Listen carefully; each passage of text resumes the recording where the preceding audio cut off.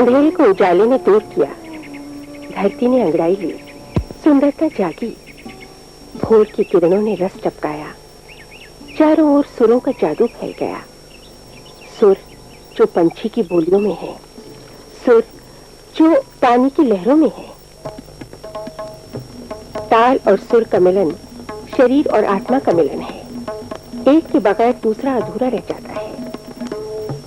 ताल जो ठहराव और हरकत को बांधती है और लय को जन्म देती है। ताल और लय को अपने दामन से बांध लेने वाले एक ऐसे ही महान कलाकार का नाम है उस्ताद शेख दाऊद।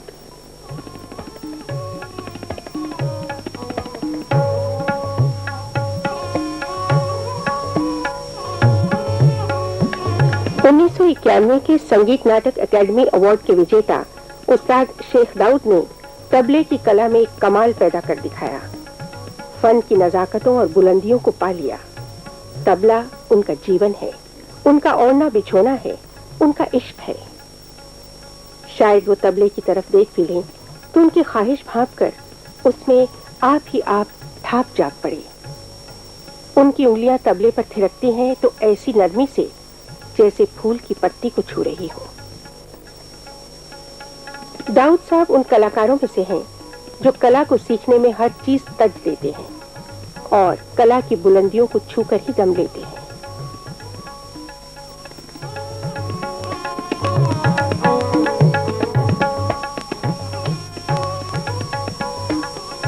ऐतिहासिक नगर हैदराबाद के गोलकुंडा किले के समीप एक ऐतिहासिक मोहल्ले टोली चौकी में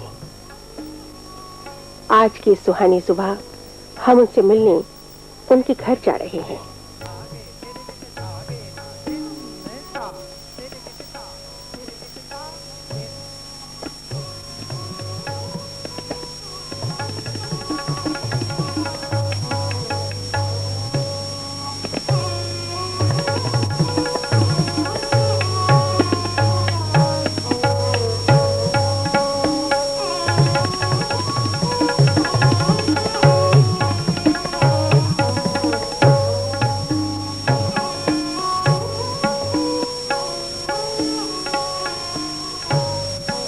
दाऊद साहब इन दिनों कुछ बीमार हैं। उठने बैठने और बात करने में भी उन्हें तकलीफ हो रही है। फिर भी हम थोड़ा सा वक्त उनके साथ गुजारने में कामयाब हो गए। इस वक्त उनकी उम्र करीब 80 साल है और उनके तबले की साधना की उम्र 75 वर्ष। तबले की कला में ये स्थान उन्होंने यूं ही नहीं पा लिया।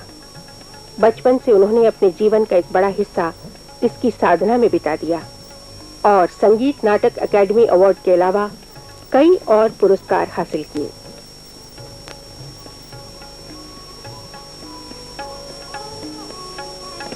शोलापुर में जन्मे उस्ताद शेख दाऊद का अधिकांश जीवन हैदराबाद में बीता। ताल और लय में उनकी तबीयत का झुकाव देखकर उनके पिता ने उन्हें एक तबला और ताशा दिला दिया जब उनकी उम्र केवल 3 वर्ष की थी।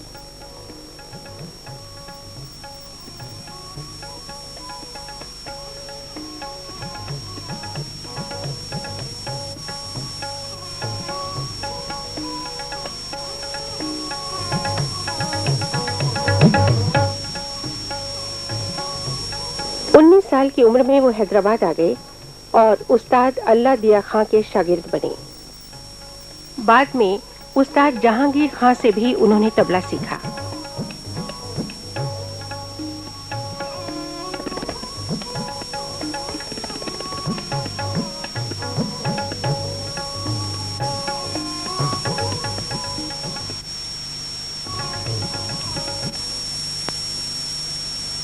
कड़ी मेहनत, लगन और साधना ने बहुत जल्द उन्हें देश के चोटी के कलाकारों में ला खड़ा किया। देश भर के लगभग सभी बड़े बड़े गायक और वादक तबले पर उनकी संगत से खुशी और फख्र महसूस करने लगे। इनमें उस्ताद बड़े गुलाम अली खां, उस्ताद अमीर खान,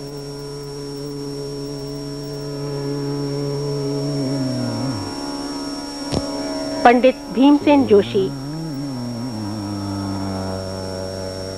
पंडित जसराज, उस्ताद अब्दुल हलीम जाफर खान, पंडित रविशंकर,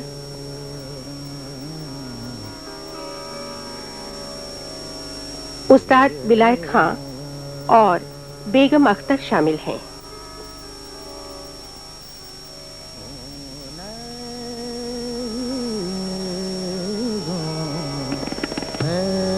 सन 1944 में हैदराबाद की एक संगीत सभा में उस्ताद अहमद जान थिरकवा ने दाऊद साहब को अपने साथ तबला बजाने की दावत दी और उनकी कला से प्रभावित होकर उन्हें दूसरा थिरकवा कहकर पुकारा।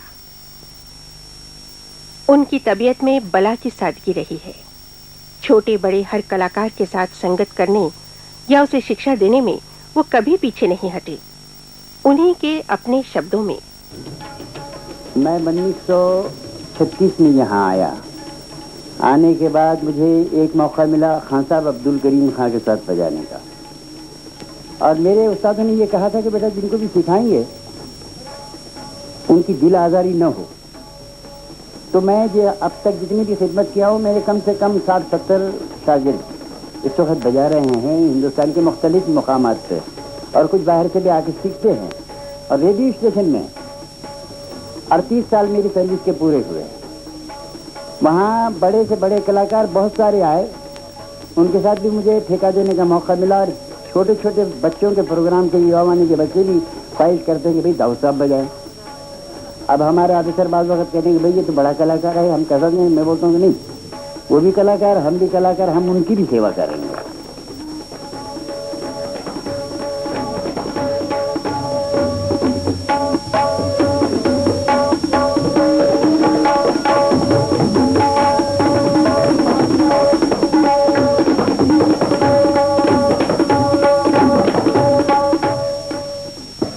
पंडित रविशंकर जी ने किन्नर नाम की एक संस्था बंबई में चलाई थी कुछ साल पहले, जहां विलायत खान साहब का प्रोग्राम उन्होंने किया था।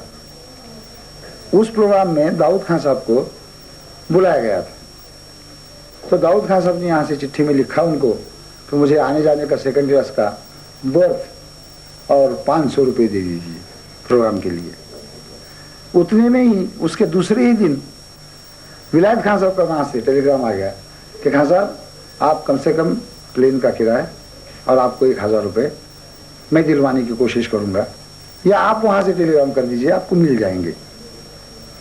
तो इससे ज़्यादा सादगी क्या हो सकती है।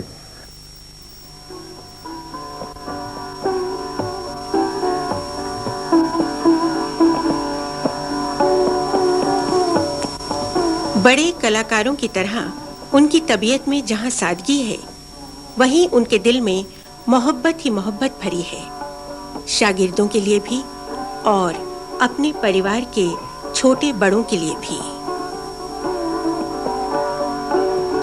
उनके बेटे डॉक्टर हबीब निसार ने हमें बताया, बाबा ने हम 3 भाइयों को तबला सिखाया। मुझसे बड़े एक हैं और मैं, फिर शब्बीर। लेकिन हम लोग जब सीख गए, बहुत कुछ सीखा हमने। बाबा ने कहा कि तुम लोगों के हाथ में लय नहीं है, तुम लोग ये छोड़ दो और अपनी तालीम की तरफ लगो और उधर ध्यान दो। फिर शब्बीर को बाबा ने सिखाया। अलबत्ता हमको एजुकेशनल क्वालिफिकेशन के लिए बाबा ने ये किया और उसमें कभी किसी किस्म की दुश्वारी हमको पेश नहीं आई। चुनाचे मेरे बड़े भाई ने MA किया और मैंने PhD किया है, और मेरे जो प्रोफेसर थे उन्होंने मौजू भी मुझे मौसीकी से मुतालिक दिया, Indian music in Urdu literature. तो मैंने इस मौजू पर हैदराबाद यूनिवर्सिटी से PhD किया है। तो हमको तालीम दिलाई। मेरा छोटा भाई जो है वो भी MPhil है और रिसर्च स्कॉलर है। वो मेरी एक बहन जो है ना MA कर रही है और एक बहन MA BA है।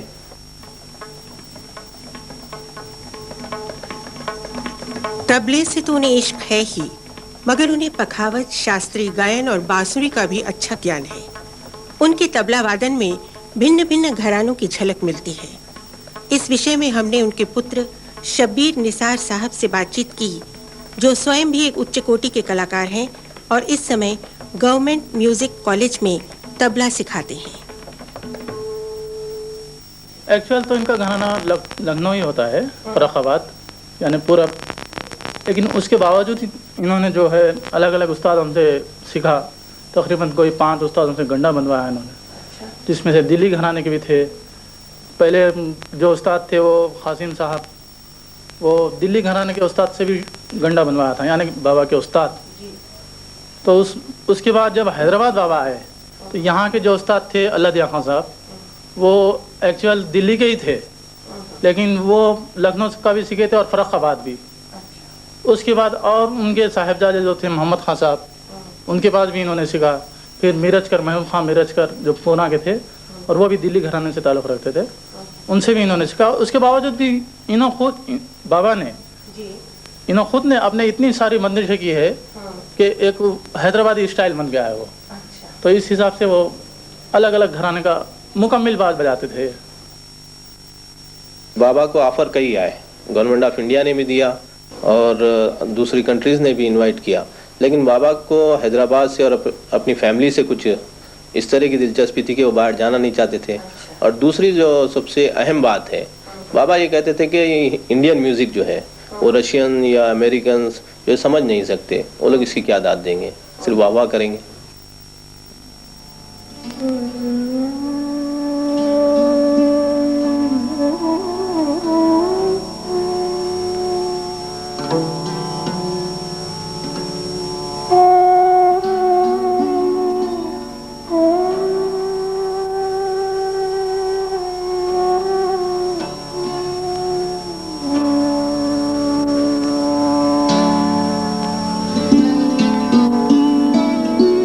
इन दिनों अपनी बीमारी के बावजूद भी यदि तबला उनके सामने आ जाए तो एक अजीब चमक उनकी आंखों में और चेहरे पर आ जाती है।